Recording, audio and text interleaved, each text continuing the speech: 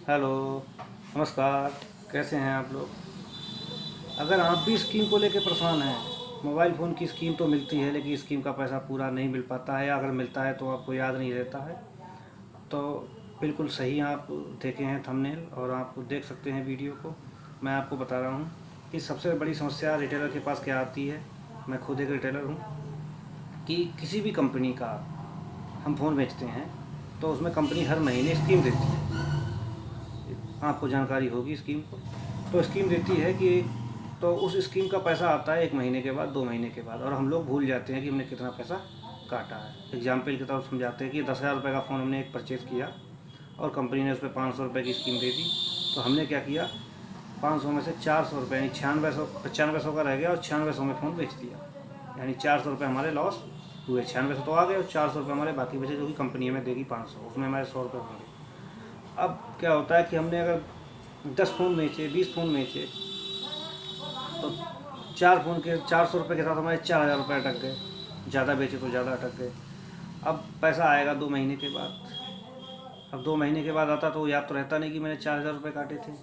तो कभी 3000 आ गए, 3500 आ गए, तो उसमें नुकसान होता है। लेकिन आप एक सॉफ्टवेयर के माध्यम से जो है आप एक एक पैसे का हिसाब रख सकते हैं, और जो सॉफ्टवेयर आप लैपटॉप में और मोबाइल में दोनों में यूज कर सकते हैं। सॉफ्टवेयर का नाम है व्यापार, और हम आपको बताते हैं कि आप कंप्यूटर पे की स्क्रीन पे चल के कि कैसे आप अपने एक एक पैसे का हिसाब रख सकते हैं। तो बने रहिए हमारे साथ वीडियो में, और चलते हैं हम आपको कंप्यूटर की स्क्रीन पे दिखाते हैं।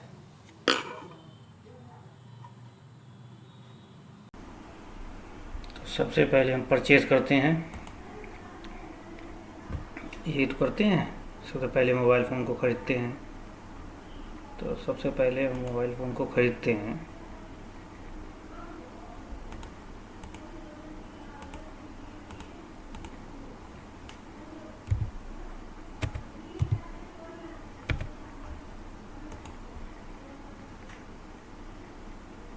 ये आइटम नेम, यहाँ कोई नाम पड़ा नहीं है आइटम का, या मैंने मान लिया VIV Vivo Y30।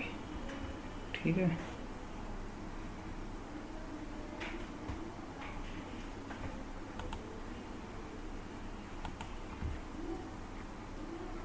Purchase price 10,000 रुपये के हिसाब से हमने परचेज और सेल प्राइस या 11,000 रुपये। तो 10,000 रुपये में हमने कंपनी से परचेज़ किया, और कंपनी हमें स्कीम देती है। वो स्कीम इसी पे तो लागू होती है। 10,000 ये हमने कंपनी को दे दिया, 10,000 कर दिया सेव। तो क्या होता है, कंपनी हम फ़ोन ख़रीद लेते हैं 10,000 रुपये का, या 15,000 रुपये का, या 20,000 रुपये का, जितने का भी होता है, और कंपनी बाद में हमसे कहती है कि आप जो है फ़ोन को बेचो, इस पर 500 रुपये की स्कीम है कि 1,000 रुपये की है या 200 रुपये की स्कीम है, और स्कीम हम आपको बाद में देंगे।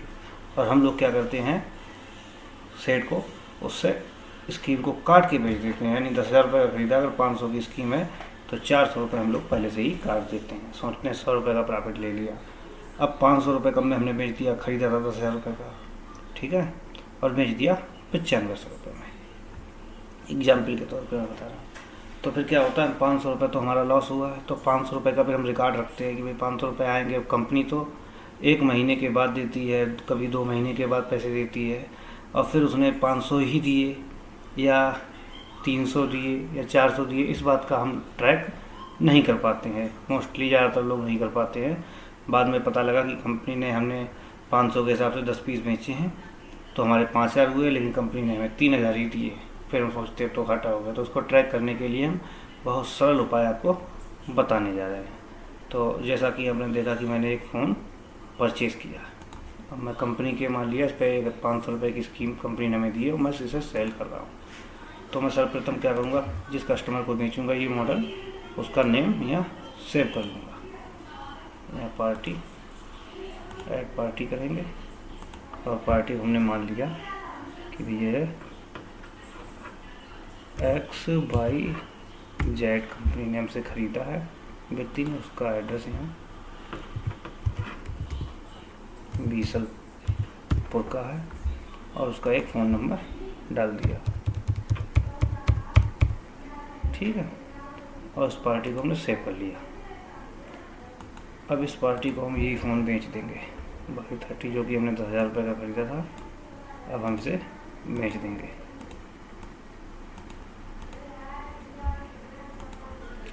अभी हमने ख़रीदा था 10,000 रुपये का, बेचने के लिए सेल प्राइस थे हमारे 11,000 रुपये, तो 11,000 तो दूर की बात है, हम इसे बेच रहे हैं 9500 रुपये, क्योंकि 500 रुपये की हमने स्कीम मान ली उस पर।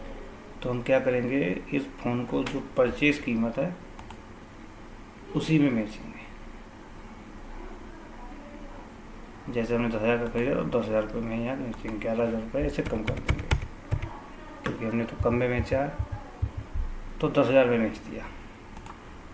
अब क्या है कि ग्राहक से तो हमें 9500 मिले, तो हमने 9500 यहाँ एंटर कर दिए।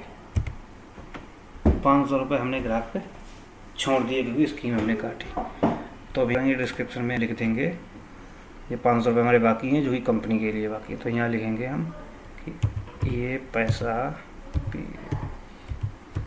कुछ भी लिख सकते हैं अपने हिसाब से, जैसा आपको याद रहे। हम तो ये लिखते हैं कि ये पैसा जो बाकी, ये पैसा जो बाकी है ये स्कीम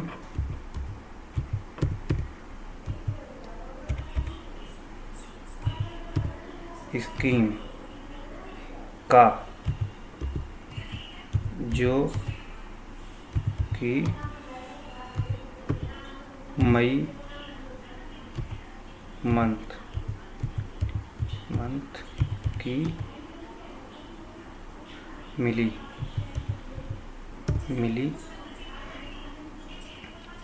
उसका बाकी है,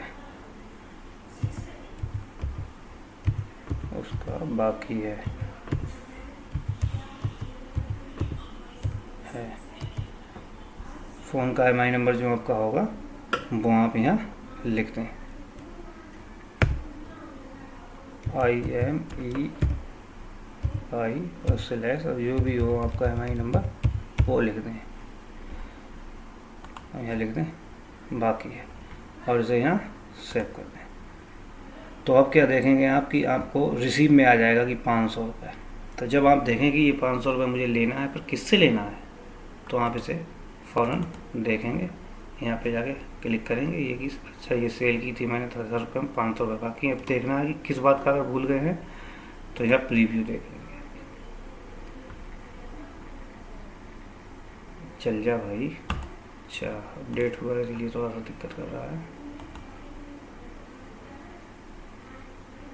ये आ गया, देखो ये बाई 30 हमने बेचा था, 10,000 रुपये कीमत थी और रिसीव 9500, 500 रुपये बैलेंस था। तो इसमें लिख दिया था ये पैसा जो बाकी है स्कीम का, जो कि मई मंथ की मिली उसका बाकी है, और ये MI नंबर था फोन का, ठीक है। इससे आपको क्या है कि आपको कभी भी भविष्य में नुकसान नहीं होगा। अब क्या है कि ये 500 रुपये हमारे बाकी रह गए, ठीक है।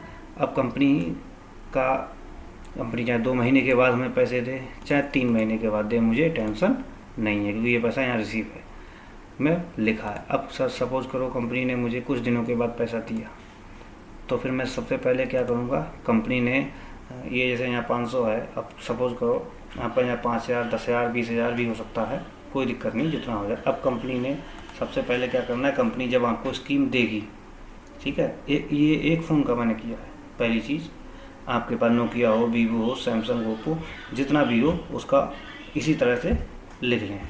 उसके बाद सबसे पहले जब कंपनी आपको स्कीम का पैसा दे, माना कोई भी कंपनी आपको पैसा दे, चाहे पहले वीवो दे, चाहे पहले सैमसंग दे, चाहे पहले ओप्पो दे, तो जब पैसा आपके पास आए, जैसे कंपनी ने आपको 5,000 दिया है, अभी ये मेरा 500 है, तो मैं मान लेता हूँ कंपनी ने मुझे 500 या 1,000 रुपये दिए, तो मैं सबसे पहले क्या करूँगा, यहाँ ऐड पेमेंट करूँगा। कंपनी ने अगर मुझे 1,000 दिए हैं तो मैं पेमेंट इन में जाऊँगा। पेमेंट इन में जाए कि XYZ पे मेरे 500 रुपये बाकी रह गए थे, तो सबसे पहले मैं रिसीव अमाउंट करूँगा यहाँ 500 रुपये, क्योंकि ये मेरे बाकी थे, और इसे मैं कर दूँगा सेव। और यहाँ डिस्क्रिप्शन में आप लिख देंगे कि ये PAI पैसा ऐसी स्कीम से मिला, स्कीम से मिल गया, अपनी भाषा में जैसे भी लिखूँ। अब यहाँ सेव कर दिया तो देखा यहाँ से 500 रुपये हट गए। अब मैं देख सकता हूँ इस आइटम को जाके कि बाई 30 जो मैंने बेचा था इसके ट्रांजेक्शन कितने हुए। ये एक तो मैंने बेचा था, इस पर 500 रुपये बाकी रह गए थे।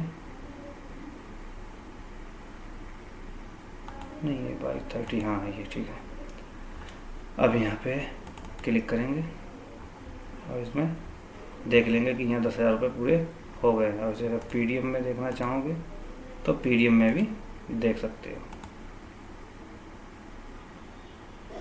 मुझे PDF देने में क्या हो रहा है, थोड़ा स्लो है क्योंकि मैंने ये अपडेट किया था अभी सॉफ्टवेयर और उसे मैंने रिस्टार्ट नहीं किया, इसीलिए दिक्कत कर रहा है, थोड़ा सा वक्त ले रहा है। अब देखिए यहाँ पे 10,000 रुपये भी आपके पेड है, कोई बैलेंस आपका नहीं है। तो इस तरह से अगर आप करेंगे तो क्या है कि कोई भी कंपनी आपका पैसा नहीं मार पाएगी। अब मुझे मालूम है कि अगर कंपनी ने मुझे 1,000 रुपये दिए थे तो 500 रुपये तो मेरे कट गए पहले से ही, तो मेरी प्रॉफिट नेट 500 रुपये ही स्कीम में मुझे बचे। और अगर कंपनी ने मुझे 500 रुपये दिए थे तो मैं मान लूँगा कि मुझे बराबर में मैं निपट गया। अब अगर कंपनी मुझे, ये तो हुआ, अब जैसे कि यहाँ रिपोर्ट में जाएंगे तो अब रिपोर्ट में जाएंगे। अब अगर कंपनी आपको पैसा कम देती है तो ये मान लेते हैं कि ये 500 रुपये जो मुझे मिले थे ये मैं अभी डिलीट कर देता हूँ, ठीक है। अब अभी भी यहाँ 500 हैं। तो अब मानते हैं कंपनी ने मुझे सिर्फ 300 रुपये की स्कीम दी है, तो मैं पेमेंट इन करूँगा और 300 रुपये यहाँ कर दूँगा, क्योंकि काफ़ी दिन बाद स्कीम का पैसा आता है तो याद नहीं रहता है कि कितना कंपनी ने बकाया दिया है। तो अब यहाँ मेरे 200 रुपये देख रहे हैं, अब बाकी अभी भी बचे हैं। तो इसमें क्या है कि मैं कंपनी के एम्प्लॉय से कह सकता हूँ कि भैया आपने 500 रुपये की स्कीम दी थी और मुझे 300 की प्राप्त हुई, इसमें मेरा 200 रुपये का नुकसान हुआ है। अगर वो कहते कि भैया ये कैसे हुआ दिखाओ, तो फिर हम प्रूफ भी कर सकते हैं कि देखिए ये जो मैंने आपकी इस तारीख को सेल की थी 10,000 रुपये की और ये पीस बेचा था, ठीक है। यहाँ PDF खोल लेते हैं कि भाई ये 10,000 रुपये का ये वाला मॉडल बेचा था, जिसका MI नंबर भी डाल देंगे हम कि ये 10,000 रुपये में बेचा था और 9500 मैंने कस्टमर के लिए, 500 रुपये बाकी थे, ठीक है। और आपकी स्कीम आई है पेमेंट 300 रुपये, जो जिस तारीख को आई उसी तारीख में डालना है। ये तो मैंने आज सेम तारीख में दिखा दिया, तो ये इस तारीख को आई है और 300 रुपये, इसमें 200 रुपये मेरे नुकसान के हैं। तो ये आप प्रूव कर सकते हैं और कभी भी आपका एक भी पैसा मर नहीं पाएगा किसी भी कंपनी का। और ये अगर आप सॉफ्टवेयर यूज करते हैं तो उम्मीद है कि आपके व्यवसाय में 1-1 रुपये का हिसाब रहेगा और कभी जो है कोई लॉस नहीं होगा। तो उम्मीद है आपको पसंद आया होगा, समझ में आया होगा। उसके बावजूद भी अगर कोई दिक्कत है तो मुझे व्हाट्सअप कर सकते हैं, मैं व्हाट्सअप नंबर अपना दे दे रहा हूँ।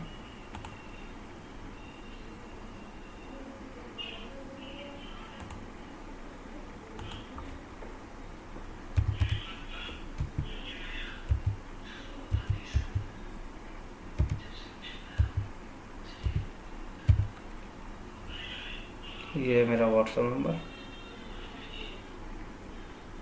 धन्यवाद।